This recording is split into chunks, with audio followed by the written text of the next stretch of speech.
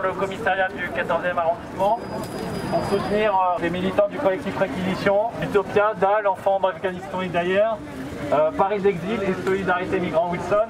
Sur la convocation, il y a marqué audition libre dans le cadre de violences et dégradations lors de la manifestation d'occupation de l'Hôtel-Dieu. Qui est-ce qui était là à la manifestation à l'Hôtel-Dieu? Ouais, on était nombreux, on était là. On était là. Ça s'est bien passé, ça s'est passé dans le calme, comme d'habitude, pacifiquement. Voilà. N'est-ce pas, madame? Et on comprend pas du coup, c'est quoi cette manœuvre? C'est pour intimider? Est-ce que c'est le début de la répression pour le collectif Réquisition parce qu'il dérange, parce qu'il défend les droits des sans-logis et qu'il obtient des hébergements?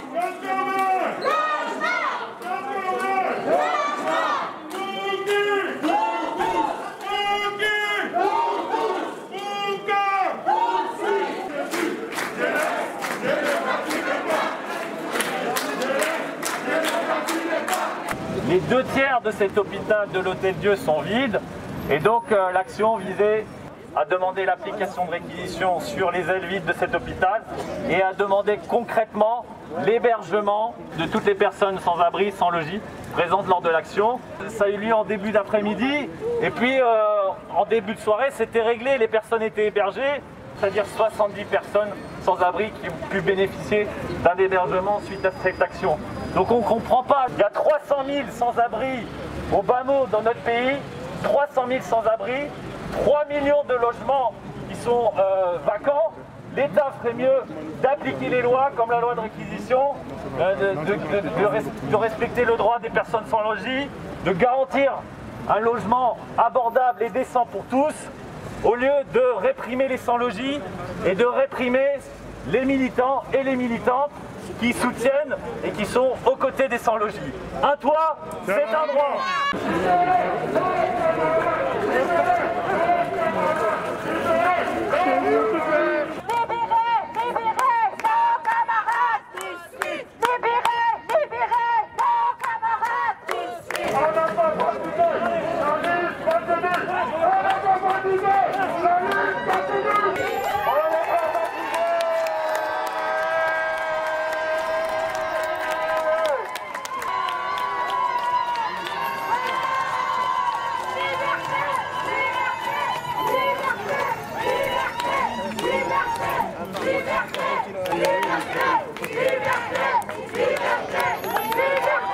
Alors les auditions ont été très courtes puisqu'on a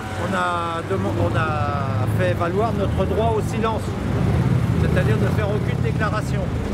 On a également refusé de décliner la grande identité. On est convoqué pour composition pénale. Alors ça veut dire... Pas le même jour, pas à la même heure. Oui, pas le même jour et pas la même heure. Donc il y a la moitié, le moitié c'est le 5 et l'autre moitié c'est le 7. Mais...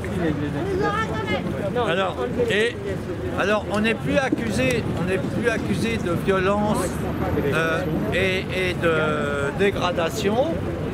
On est accusé d'avoir organisé une manifestation non déclarée.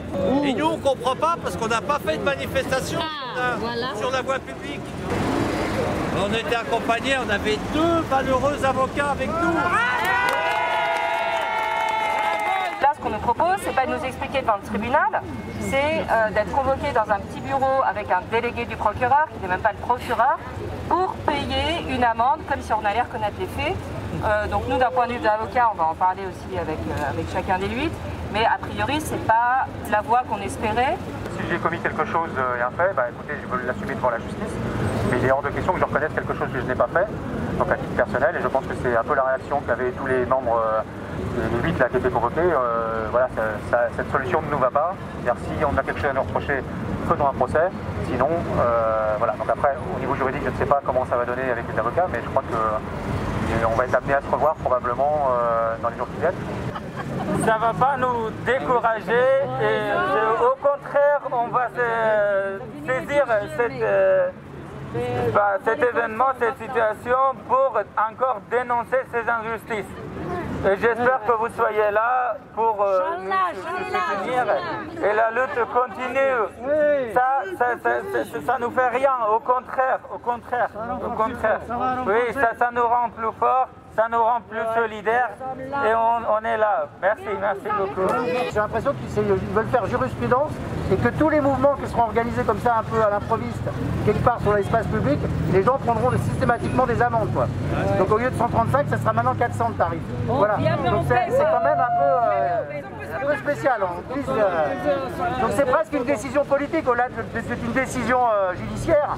C'est presque une décision politique la façon dont ils ont procédé. Les entraves, et c'est une entrave aujourd'hui ce qu'on vient de vivre, c'est ni plus ni moins que pour nous faire taire. Et ben nous, ce qu'on va faire, c'est qu'on va pas se taire en fait. Le groupe Réquisition, il va s'étendre, il va prendre une dimension nationale.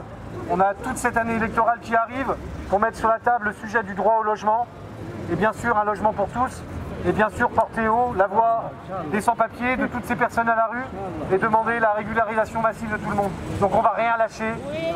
On lâchera rien, et l'intimidation, ça marche pas.